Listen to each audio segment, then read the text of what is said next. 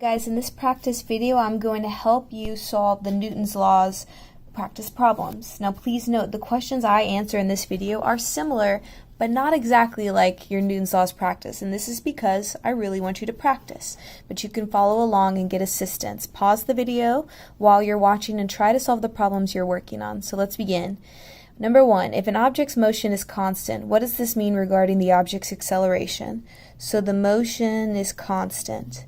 This means that the object is not accelerating.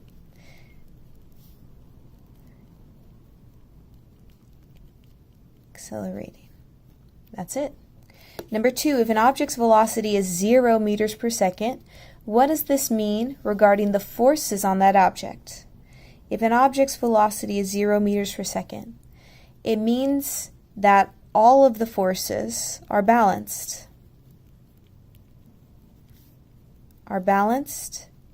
Or they cancel out. Well, are balanced, which means they cancel out.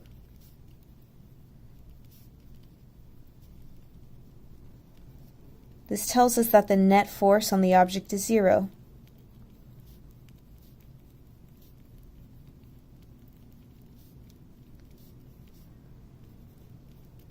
So it doesn't matter if the object is traveling at a constant 5 meters per second or it's not traveling at all.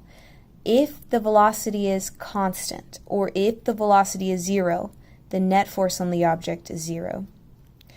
So what are the fundamental SI unit, or what are the fundamental units, and I'll put these in SI, for a Newton? And this is something that's common with SL and HL level physics, HL physics, SL physics. The fundamental units for a Newton. So what we'll do, and you should get good with this anyways, a Newton, first, okay, a force is mass times acceleration. So I look at the units for a Newton, and I know that, or for a force, and I know that a force has Newton units. The SI unit for mass is the kilogram, and the SI unit for acceleration is meters times seconds squared. So this is helpful. If you know what the units are in the equation, you can easily break a complicated unit like a Newton into its fundamental units: kilogram, meters per second squared, mass times acceleration.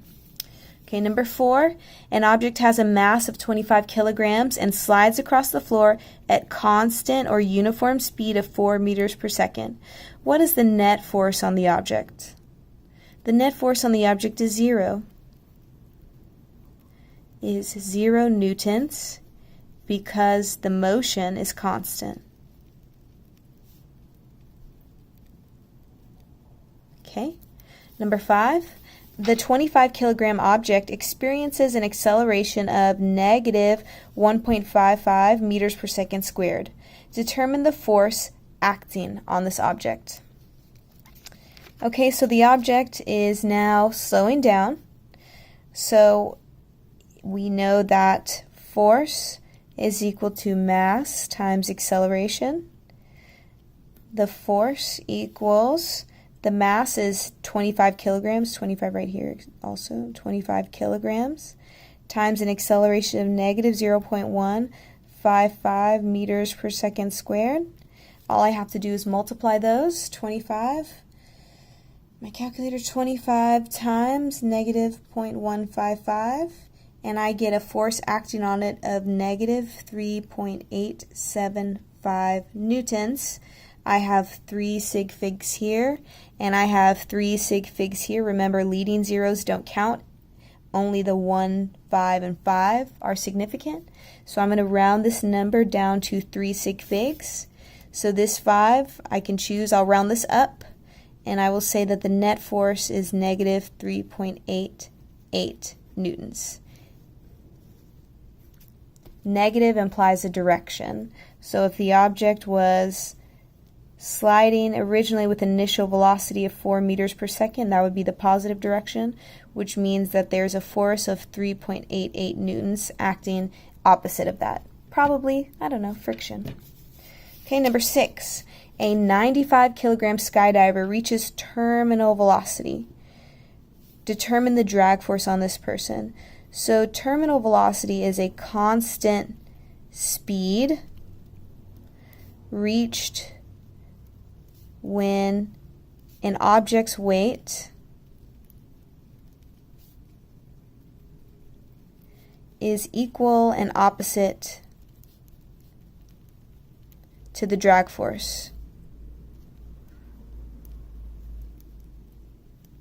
This happens with objects all the time that fall from great heights above the earth.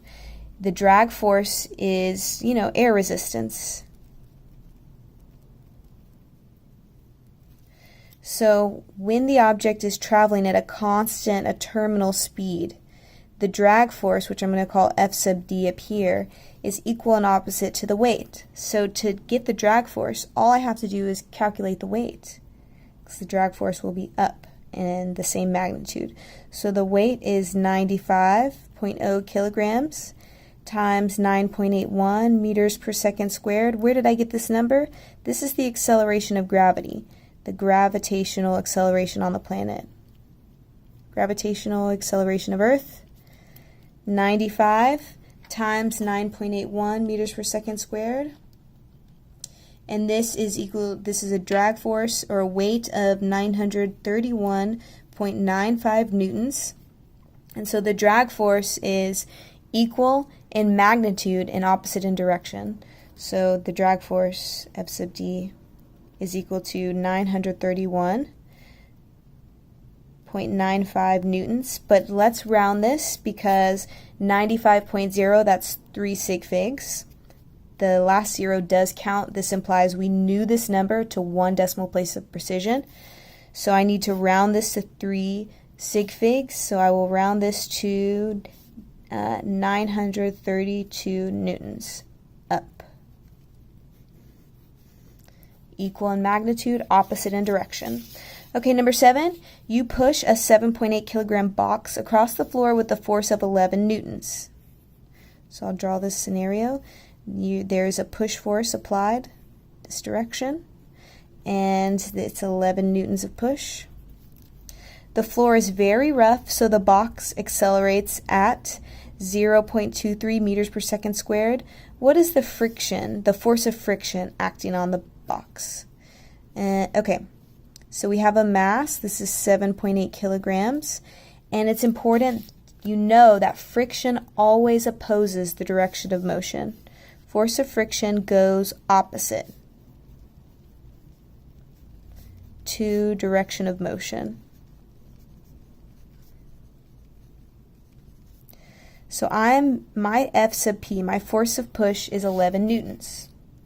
There's a friction force that I'm solving for.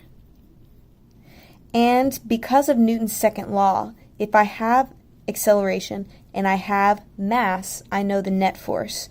Newton's second law states that the net force, F, equals the mass of the object times the object's acceleration. The net force tells me what the sum of my push force and the force of friction are. So we start by calculating the net force. F net equals 7.8 kilograms times 0.230. And this gives me a value of 1.79 newtons of force. 1.794, but I'll just go ahead and round down to 3 sig figs for this. Okay, so when I make a net force equation, the net force is the combination of force of push going one direction and the force of friction going the other. So in this case, F net equals the force of push going in one direction, force is a vector, plus the force of friction. But the force of friction goes the opposite way. The object is accelerating forward. It's accelerating forward, but the force of friction is opposite to that motion. So I will actually do plus a negative force of friction, which tells me that net force is force push minus the force of friction.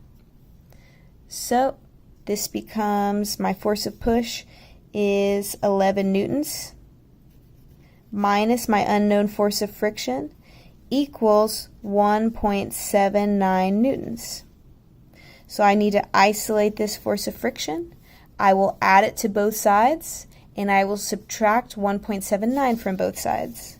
So force of friction equals, I've added this to one side, and I'm just going to rewrite the equation. Force of friction then is 11 newtons minus 1.79 newtons net force.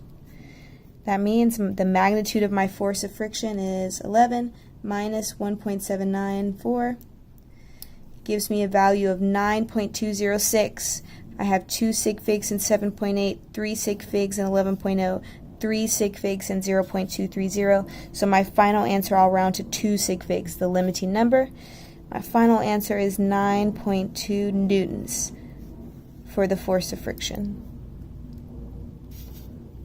Okay, and number 8, an 821 kilogram car traveling at 35.0 meters per second slows to a stop in 6.0 seconds. How much force was exerted by the brakes in bringing the car to a stop? So again, we're going to use Newton's second law, which states that the net force on an object is equal to an object's mass times its acceleration. So I know the object's mass, it's 821 kilograms. I can get the acceleration, and then I know that the net force acting is the force exerted by the brakes for this problem. We'll ignore friction for this scenario and just keep it simple. We'll just say that the net force was the force exerted by the brakes. Okay, so let's get the acceleration. We know that acceleration is change in velocity, delta V over t, which is final velocity minus initial velocity over time. This car comes to a stop. So my final velocity is 0 minus an initial velocity of 35.0, and this happened in 6.0 seconds. So my acceleration is negative 35 divided by 6, which is negative 5.83 meters per second squared. Negative because the acceleration is in the opposite direction to my initial velocity. So if I draw my car down below, it's a great looking car. I'm such an artist. U initial is this way. It's a plus 35 meters per second. That means that the brakes apply a negative force, a force in the opposite direction, which causes the car to accelerate in the negative direction. That's how objects slow down. There has to be some acceleration that's opposite to their initial velocity. So I have the acceleration, I have the object's mass. Let's get the force of the brakes. So I'll call that F brakes. That's the net force. I'm not considering friction for this problem. 821 kilograms is the mass times a negative 5.83 meters per second squared.